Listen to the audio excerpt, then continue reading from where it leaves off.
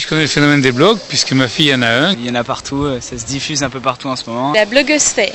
Blog, c'est des espèces d'albums photos avec les commentaires. C'est un journal, mais sur Internet, quoi. C'est facile à construire. Je pense que c'est très simple, oui. Beaucoup plus facile qu'une page Internet. C'est quand même très très minimaliste. Pour moi, c'est plus une mode. Ça va passer avec le temps. Bonjour et bienvenue dans l'œil des médias. Le sujet d'aujourd'hui, vous l'avez compris, est le phénomène des blogs. Qu'est-ce qu'un blog ? Comment est-il utilisé ? De nombreuses questions se posent. Aujourd'hui, 3 internautes sur 4 ont déjà visité un blog. Mais tous ne font pas la différence entre un blog et une page perso. Ces sites ont fortement évolué il y a quelques années, avec notamment les hébergeurs gratuits et les tutoriaux. Il était cependant nécessaire de posséder un minimum de connaissances en informatique, HTML, réseau, etc. Avec l'apparition des blogs, les internautes peuvent publier leurs idées sans connaissances spécifiques. La blogosphère se développe à une vitesse considérable, puisque d'après les sondages Médiamétrie, la France bénéficie d'une croissance de 35% par mois du nombre de blogs. Les utilisateurs sont nombreux et souvent très jeunes. Reportage. On met des photos et on fait des commentaires. Des émotions à des amis, Textes, des photos, toutes les choses qu'on vit ensemble. parler de soi, de ce qu'on aime, Pour laisser des commentaires et tout ça. voir les photos des soirées. Toutes les photos des fêtes et... Toutes les soirées qu'on fait. Je connais que des skyblogs, moi. Skyblog uniquement. Skyrock. C'est toujours les skyblogs. Skyblog aussi. L'œil des médias s'est rendu chez Marion, une collégienne de 14 ans.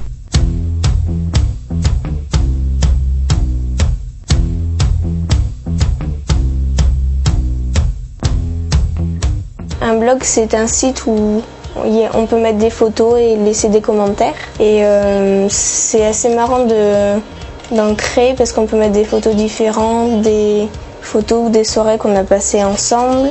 On peut mettre plein de couleurs, ça m'occupe déjà. Et après, c'est pour regarder les photos des autres.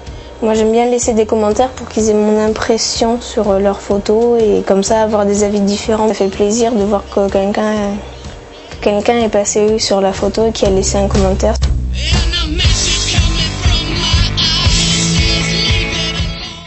Donc, bonjour Thomas. Bonjour. Donc, tu as écrit un livre sur l'impact sociologique des blogs dans notre société. Nous venons de voir un reportage sur une adolescente qui explique comment elle utilise son blog et ce qu'il lui apporte. Donc pour résumer, elle a créé son blog avec Skyblog et elle l'utilise pour mettre en ligne des photos de ses amis, de sa famille. Elle aime que les gens puissent mettre des commentaires et elle adore écrire de toutes les couleurs. C'est un comportement plutôt typique, non ? Oui, c'est surtout ça qui a contribué au succès rapide des blogs. Il y a plusieurs raisons qui poussent les adolescents à en créer un. Certains ont besoin de sentir qu'ils comptent aux yeux des autres.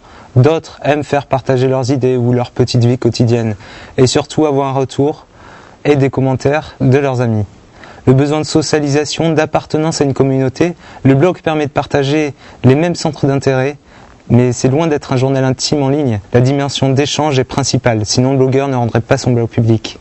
Donc au travers de ces blogs en perpétuelle évolution, c'est donc aussi l'identité du blogueur qui se construit. Oui, c'est exactement ça.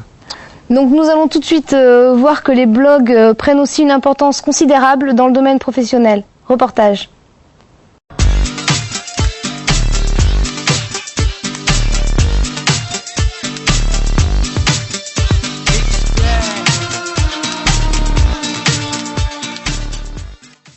J'ai un blog que j'utilise comme un site et pas comme un outil quotidien.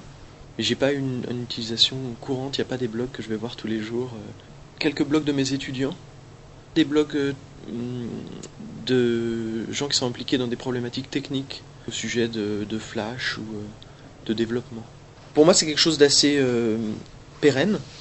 C'est-à-dire que c'est juste une technologie à laquelle on s'habitue. Quand ce sera vraiment un acte aussi anodin que le mail, ça arrêtera d'augmenter de cette façon. Qualitativement, je trouve plus intéressant le lien entre les journaux et les blogs. On a le journal Le Monde, Libé, qui est un peu la plateforme de départ d'information, et puis après on a un premier cercle d'information fait par les acteurs de ce journal, qui eux-mêmes font leur blog, et qui n'est qu'à moitié cautionné par le journal, qui est déjà un petit peu hors du titre, et ensuite l'expression des lecteurs, pas forcément cautionnée par le journal.